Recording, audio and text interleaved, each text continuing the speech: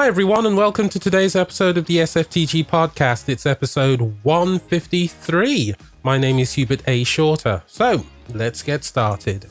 Misinformation is rampant online, but while it's pretty easy to debunk a spurious article or rumor, it can be a bit harder to fact-check images.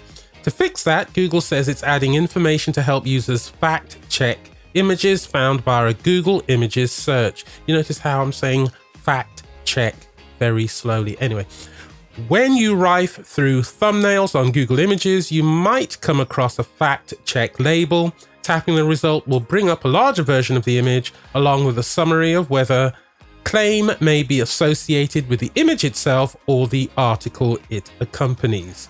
For instance, an image example on Google's blog shows a claim regarding a photo of a shark supposedly swimming through the streets of Houston.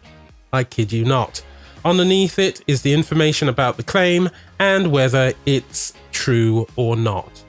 Great idea by Google, because we all know that Photoshop is one heck of a thing.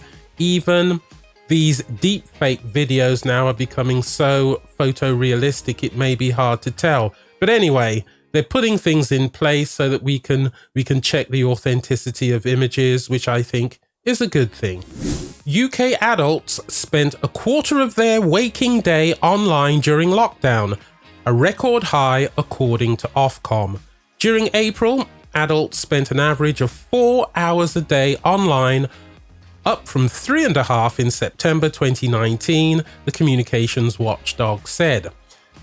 And 7 in 10 people made video calls at least once a week during lockdown, with millions turning to Zoom for the very first time. The pandemic has radically changed online behavior, according to Ofcom.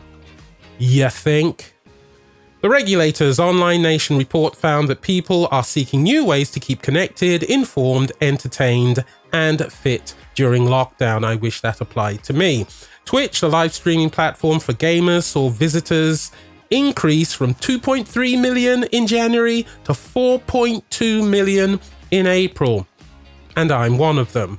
TikTok, which allows users to create and share short videos, I'm not going to talk about TikTok, reached 12.9 million UK visitors in April, up from 5.4 million in January. So there's a lot going on in terms of being online during the pandemic, as if we didn't know already. But those figures, I have to say, are quite startling. This is me startled. Outdoor brands The North Face, Patagonia and Ray have pulled their advertising from Facebook platforms. The Stop Hate for Profit campaign is calling on brands to join the boycott during the month of July. The North Face said it was halting ads until stricter policies are put in place to stop racist, violent or hateful content and misinformation from circulating on the platform. Facebook said it was committed to advancing equality and racial justice. Quoting, "We're taking steps to review our policies, ensure diversity and transparency when making decisions on how we apply our policies, and advance racial justice and voter engagement on our platform." This is all very interesting. Of course, Facebook's come under a lot of pressure for not having what I would describe as the testicular fortitude to remove things that are inflammatory, shall we say. So good on you, The North Face, Patagonia and Ray. Good on you. Everyone in search of a pandemic-based silver lining can head to author and producer George R.R. Martin's blog, where the creator of The Song of Ice and Fire, otherwise known as Game of Thrones, offers new hope for its next installment. You know, that book that people have been waiting for, I don't know, from forever.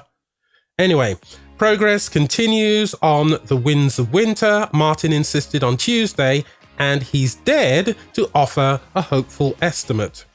"The enforced isolation has helped me write," Martin wrote on his amusingly named Not a Blog. He confirms a flurry of progress in the last week, adding up to 5 chapters for Winds of Winter.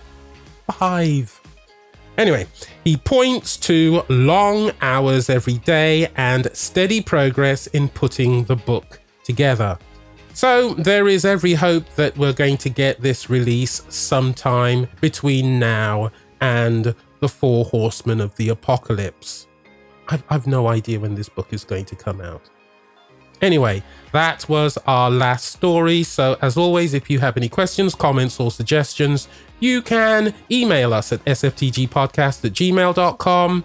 You can download the episode on Google Play, Apple Play, all the podcast catchers that are out there. You can follow us on Instagram, Pinterest, Twitch, and Tumblr. My name is Hubert A. Shorter. It has been for a long time, and I will see you next time.